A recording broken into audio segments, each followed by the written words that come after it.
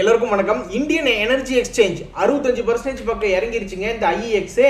அதை வந்து வாங்கிக்கலாமாங்க இன்னைக்கு அப்படின்னு 2 பேர் கேட்டிருக்காங்க. முதல்ல அதை பற்றி பார்த்துடலாம். நான் வாங்கிட்டேன். இங்கே பாருங்க, இந்த IEX ஷேர் வந்து இயர் ஹை வந்து 956 ரூபா வரைக்கும் போயிருக்கானுங்க. சரிங்களா? 956 ரூபா வந்து அவன் போனஸ் கொடுக்குறான்னு சொன்ன டைமில் போனான். போயிட்டு அப்புறம் கீழே மார்க்கெட்டு இறங்கிச்சு, அவனுக்கு கீழே வந்துட்டான். நேத்தத்தினுடைய ரேட் வந்து 732 ரூபா. ஒரு உதாரணத்துக்கு 732 ரூபாய்க்கு நீங்கள் நேற்று ஒரு 6 ஷேர் வாங்கியிருந்தீங்கன்னு வச்சுங்களேன், இன்னைக்கு காலையில் நீங்கள் விடிஞ்சு பார்த்தோன்னே 63% கம்மியாக காட்டுவான். ஏன் அப்படி காட்டுறான்னா, அவன் வந்து 1:2 போனஸ் கொடுக்குறான். அதாவது நீங்கள் 2 ஷேர் வச்சுருந்தீங்கன்னா 1 ஷேர் போனஸ் கொடுக்குறான். அப்போ உங்கள் கையில் ஏற்கனவே 6 ஷேர் இருந்ததுன்னா உங்களுக்கு ஃப்ரீயாக 12 ஷேர் கொடுத்து உங்களுடைய டோட்டல் ஷேர் 18 ஷேர் ஆயிரும். அப்போ 18 ஷேர் ஆனாலுமே அவன் வந்து அதே நேற்றத்தை க்ளோசிங் ப்ரைஸே 732 வைப்பானா? கிடையாது. அது போனஸ் அப்படின்றது வந்து என்னென்னா, அது ஃப்ரீயாக உங்களுக்கு ஷேர் தர்றான். அதுக்கு தகுந்த மாதிரி இந்த ப்ரைஸ் அட்ஜஸ்ட் ஆயிரும். அப்படின்னு என்ன அர்த்தம்? நேற்றத்தினுடைய EOD ப்ரைஸ் வந்து 732 ரூபா இருக்குன்னு வச்சுக்கிடுங்களேன். நேற்றத்தை ப்ரைஸ் வந்து 732 ரூபா இருக்கு. அதாவது 956 ரூபா வந்து இயர் ஹை போயிருக்கான். அந்த ரேட்டுக்கு பார்க்கல 318 ரூபா போகக்கூடிய வாய்ப்பு இருக்கு. பட் இருந்தாலும் நேற்று 732 ரூபா தானே இருந்தான். அப்போ அந்த கணக்கு பார்த்தா 244 ரூபா இருந்திருக்கணும். இப்போ எவ்வளோ இருக்கான்னு பார்க்கலாமா? ஸோ இந்த IEX வந்து இப்போ ஆல்ரெடி 65% இறங்கியிருக்கான். அதாவது 258 ரூபா இருக்கான். ஆனால் அவன் நேற்றத்தை க்ளோசிங் ப்ரைஸோட நியாயமான விலைன்னு பார்த்தா 244 ரூபா தான் இருக்கணும். ஆனால் அவன் இப்போ ஆல்ரெடி 258 ரூபா வந்துட்டான். நான் வந்து என்ன எதிர்பார்க்குறேன்னா, இப்போ பழையபடி இந்த IEX வந்து மேலே போகிறான்னு வச்சுக்கிடுங்களேன்.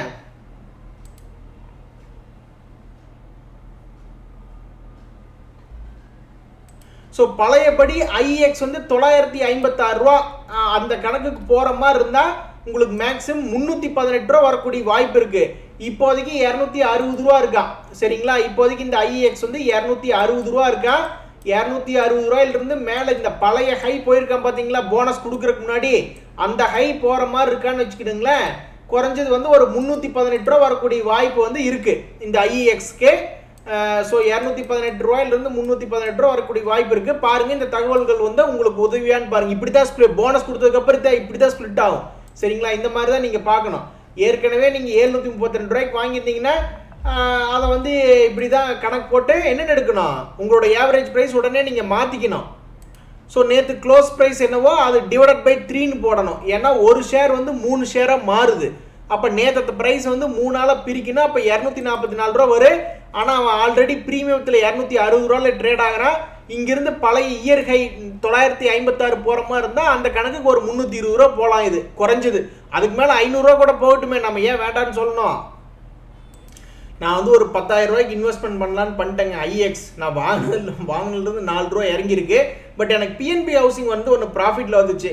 அதை கொடுத்துட்டு IEX-ஐ வாங்கிட்டேன். என்னுடைய 1 crore போர்ட்ஃபோலியோவில் ஈக்விட்டியில் வந்து பெருசாக ப்ராஃபிட் இல்லை. அதாவது ஒரு 2,000 ரூபா இன்றைக்கி ப்ராஃபிட் வந்துருக்கு. பட் ஸ்டில் அது இன்னும் 20,000 ரூபா லாஸில் தான் இருக்குது. எப்போவுமே எவனாவது ஒரு 10% ஏறினா சந்தோஷமாக தான் இருக்கும்.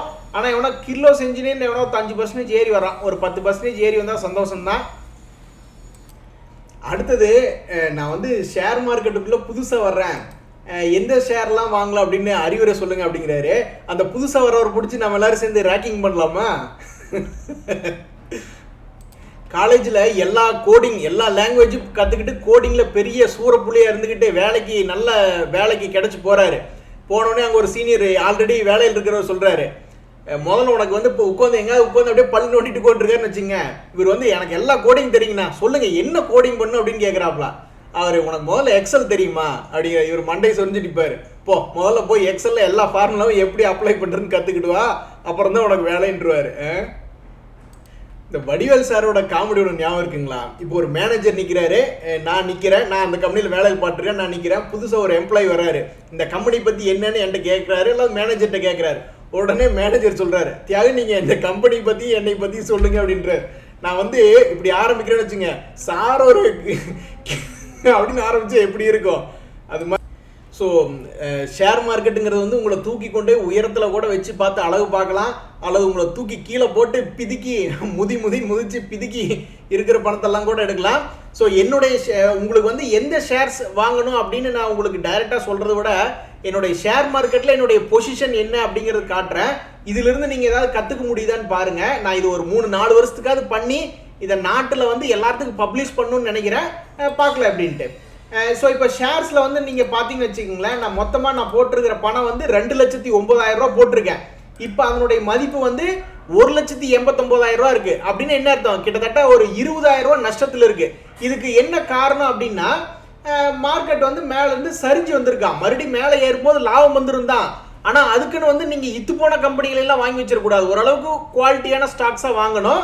அதை நான் எப்படின்னு சொல்கிறேன் சரிங்களா? நான் வந்து மோஸ்ட்லி ஸ்மால் கேப் ஸ்டாக்ஸ் தான் வச்சிருக்கேன். ஏன் அப்படின்னா நான் ஒரு 2,75,000 ரூபா வந்து நான் மியூச்சுவல் ஃபண்டில் போட்டு வச்சிருக்கேன்.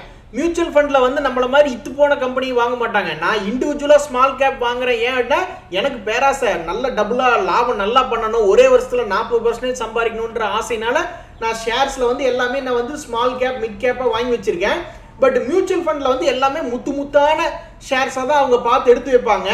இந்த டைம்ல எப்படி அவங்க லாபம் பண்ணுறாங்கன்னு தெரியல. மொத்தமாக 2,75,000 ரூபா நான் போட்டிருக்கேன். இப்போ மார்க்கெட்டே இறங்கிட்டு இருக்கு. இருந்தாலும் 2,79,000 ரூபா பணம் வந்து ஒரு 4,000 ரூபா லாபத்தில் இருக்கு. இப்போ ஷேரை இப்போ இறங்கி கொஞ்சம் ஏறினதுனால 4,000 ரூபாய் லாபத்தில் இருக்கு. நாளைக்கெல்லாம் இறங்கிட்டாங்கன்னா மறுபடியும் குமிக்கிறான்றாங்க. அப்படிங்கும்போது கொஞ்சம் இறங்கலாம். ஸோ நல்லா புரிஞ்சுக்கிடுங்க, ஷேர் மார்க்கெட்டில் நான் டைரெக்டாக ட்ரேடிங் அக்கௌண்ட்டில் போடுறேன். அது ஒரு 20,000 ரூபா நஷ்டத்தில் தான் இருக்கு. அஃப்கோர்ஸ் நான் ஒரு 10-15,000 ரூபா லாபம் புக் பண்ணியிருக்கேன். இருந்தாலும் இப்போ நான் மார்க்கெட் விட்டு வெளியே வந்தால் அது ஒரு 10,000 ரூபா நஷ்டம் தான். ஆனால் மியூச்சுவல் ஃபண்டில் நான் வெளியே வந்தாலும் எனக்கு கிட்டத்தட்ட 4,500 ரூபா பணம் இருக்கு. அவன் மேபி இன்னும் ஒரு வருஷம் கம்ப்ளீட் போட்டு 2 மாசம் தான் ஆச்சு. ஒரு வருஷம் கம்ப்ளீட் ஆகலைன்னா 1% எக்ஸிட் லோடு எடுப்பான். எப்படி இருந்தாலும் எனக்கு வந்து 2,000 ரூபா அதில் லாபம் தான் இப்போதைக்கு 2 மாசத்துல. சரி, ஓகே. அடுத்தது வந்து நிஃப்டி ஃபியூச்சர்னு ஒன்று பண்ணிட்டு இருக்கேன். அதாவது வந்து நான் நிஃப்டி மியூச்சுவல் ஃபண்டில் போய் 2,75,000 ரூபா கொடுத்து முழு பணத்தையும் போடணும். அதுக்கு நான் நிஃப்டி போய் ஒரு லாட் வாங்கி வச்சேன்னா 1 லட்ச ரூபாய்க்கு நான் 10 லட்ச ரூபா பொசிஷன் எடுக்கலாம். ஸோ அந்த கணக்குகளை பார்த்தோம்னா எனக்கு ஏதோ ஒரு 12,000 ரூபா லாபம் இருக்கிற மாதிரி தான் காட்டுறான். இது பொய். இது வந்து எப்படின்னா, இது ஆக்சுவலாக 1 லட்ச ரூபா எனக்கு நஷ்டம் இருந்தது. நேற்று ஏதோ ஒரு 20,000 ரூபா லாபம் வந்து குறைஞ்சி இப்போ எனக்கு 80,000 ரூபா நஷ்டமா இருக்கு. பட் இவன் ஹெட்ஜிங் பண்ணது, கால் ஆப்ஷனை வித்து வச்சது, அதெல்லாம் கொஞ்சம் கணக்கு பண்ணி அது ப்ராஃபிட்ல இருக்கிற மாதிரி காட்டுறேன். இது இந்த எப்போ நான் எல்லா பொசிஷனையும் க்ளோஸ் பண்றேனோ அப்பதான் இது கரெக்டான கணக்கு எடுக்க முடியும். ஸோ அப்போ இந்த 3ல இருந்து நீங்க என்ன தெரிஞ்சுக்கிட்டீங்க? ஒன்னா ஷேர் ட்ரேடிங் பண்ணும்போது நிஃப்டி 50 ஷேர்ஸை மட்டும்தான் வாங்கணும், வேற எவனையுமே வாங்கக்கூடாது. அவனை வாங்கினாலும் இறங்குவான், தொடர்ந்து ஏவரேஜ் பண்ணும். அது எப்படிங்கிற சொல்றேன். மியூச்சுவல் ஃபண்ட்ல வந்து நான் பல முறை சொல்றேங்க, தொழில் பண்றவங்களுக்கும் சரி, வேலைக்கு போறவங்களுக்கும் சரி, டைம் இல்லாதவங்களுக்கு மியூச்சுவல் ஃபண்ட் தாங்க பெஸ்ட். ஒரு வாரமான 500 ரூபா, வாரமான 1000 ரூபாய் எஸ்ஐபியில் போட்டு விட்டுட்டு மந்த்லி போடக்கூடாது, வீக்லியில் போடுங்க.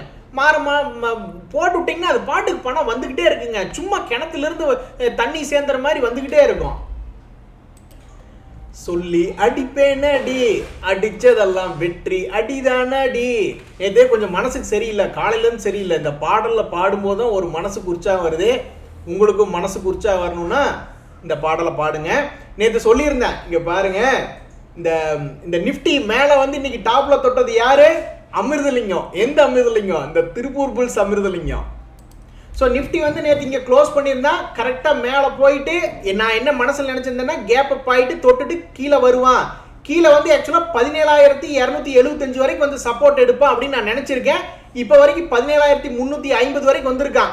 இன்னொரு 75 பாயிண்ட் இறங்கி சப்போர்ட் எடுப்பான் அப்படின்னு நான் நினச்சிட்டு உட்காந்துட்டு இருக்கேன். பார்க்கலாம் எப்படி ஆகுதுன்னு. அதுக்குன்னு இப்போ நம்ம வந்து ரொம்ப பீத்தல் வேலையை வந்து தலைக்கு ஏற்றிக்க கூடாதுங்க.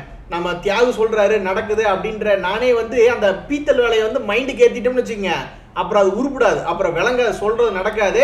அதனால வந்து ரொம்பவுமே கொஞ்சம் சந்தோஷப்பட்டுக்கலாம் ஒழிஞ்சு இந்த பீத்தல் வேலையை மட்டும் மண்டைக்கு ஏற்றிக்க கூடாது. சரி, ஓகே நண்பர்களே, மியூச்சுவல் ஃபண்ட்ஸ் வந்து அதிகமாக வாங்கியிருக்கிற பங்குகளையும் நம்ம கண்ணில் ஒரு கண்ணு அது மேலே இருந்தால் நல்லது. அதில் அந்த செஞ்சுரி டெக்ஸ்டைல்ஸ்லாம் பார்த்தீங்களா, அப்படியே நல்லா அழகாக மேலே எடுத்துகிட்டு போயிருக்கான். செஞ்சுரி டெக்ஸ்டைல்ஸ்லேயும் நல்லா ஹோல்டிங் இன்க்ரீஸ் பண்ணிட்டு போகிறாங்க.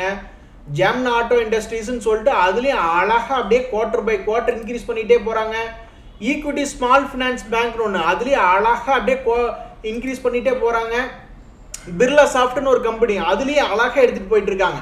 ஸோ இப்போ இதில் வந்து எவன் வந்து ஓரளவுக்கு சீப்பாக இருக்கான், எவனாவது இறங்கி வந்திருக்கானா அப்படின்றத பார்ப்போமா. பிர்லா சாஃப்ட்னு அர்த்தம் ரொம்ப நாளாக அப்படியே பிரேக் அவுட் ஆகாமல் அப்படியே லெவலில் இருந்தான். சரி, கீழே வந்து ஒரு 300 ரூபா வருவான் அப்படின்ற மாதிரி பார்த்தா அவன் இங்கே மறுபடியும் பிரேக் அவுட் ஆகி மேலே தான் போயிருக்கான். மேபி 1000 ரூபா கூட போகலாம். ஸோ இந்த பிர்லா சாஃப்ட் வச்சிருக்கிறவங்களுக்கு மியூச்சுவல் ஃபண்ட் அதிகப்படுத்திட்டு இருக்காங்கன்ற தகவலை தெரிவிச்சுக்கிறேன். ஈக்விட்டாஸ் பேங்க் வந்து மியூச்சுவல் ஃபண்ட் அதிகப்படுத்திட்டு தான் இருக்காங்க. ஆனால் அவன் 35 ரூபாயிலிருந்து மேலே போய் இப்போ 62 ரூபா ஆல்ரெடி டபுள் ஆயிருக்கான். ஸோ அவன் இதே லெவலில் தான் இருக்கான். மேபி 100 கூட போகலாம். பட் இப்போதைக்கு அவன் சப்போர்ட் ஜோனில் இருக்கான் ஈக்விட்டாஸ் பேங்க். ஜாம்னா ஆட்டோ வந்து மியூச்சுவல் ஃபண்ட் ஹோல்டிங் இன்க்ரீஸ் பண்ணிட்டே இருக்காங்க. இருந்தாலும் அதுவும் சூப்பர் புலிஸாக இருக்கான். எவனுமே சீப் ரேட்டு கிடைக்கல. வேணும்னா ஹை ரேட்டுக்கு வந்து வாங்கிக்கிங்க அப்படின்ற மாதிரி தான் சொல்லுவாங்க போல. செஞ்சுரி டெக்ஸ்ட் ஒன்று தான் மேலே 1500 ரூபாயிலிருந்து கீழே போயிட்டு இப்போ கொஞ்சம் புல்லிஸ் பிரேக் அவுட் ஆகி சப்போர்ட் லெவலில் இருக்காங்க 831. இங்கிருந்து மேபி 1000 கூட போகிறதுனா போகலாம். ஸோ திருப்பூர் புல்ஸுக்கு வந்து இந்த செஞ்சுரி டெக்ஸ்ட் மட்டும் கொஞ்சம் அட்ராக்டிவ் ப்ரைஸ் ரேஞ்சில் இருக்குது. அதாவது கொஞ்சம் சீப்பாக கிடைக்கிறான். இல்லை மற்ற ஷேர்லாம் போய் எகிரி கூச்சு வாங்கினாலும் வாங்கலாம். நண்பர்களே, ஒரு நல்ல ஒரு mid cap stocks Jindal steel வந்து நம்ம திருப்பூர் புல்ஸில் அறிமுகப்படுத்துகிறோம். ஏன் அப்படின்னா 362 ரூபாங்கிறது ஒரு நல்ல சப்போர்ட் லெவல். அவன் அந்த சப்போர்ட் லெவலை உடச்சி 200 ரூபா கூட போகலாம். பட் இந்த சப்போர்ட் லெவல் எடுத்து ஏறுற மாதிரி இருந்தால் 2 மாதத்தில் வந்து ஒரு 430 ரூபா 450 ரூபா வரக்கூடிய வாய்ப்பு இருக்குது. அதனால இதை நம்ம அறிமுகப்படுத்துகிறோம். நம்ம அறிமுகப்படுத்துறதெல்லாம் வந்து ஒரு எக்ஸல் சீட்டில் போட்டு வச்சுருவோம். ஏங்க நம்ம ஹோல்டிங்கில் penny stocks, mid cap, small cap, large cap எல்லாமே தான் இருக்கணும். ஸோ இன்னைக்கு வந்து நான் ஜிண்டால் ஸ்டீலில் அறிமுகப்படுத்துகிறேன். நன்றி, வணக்கம்.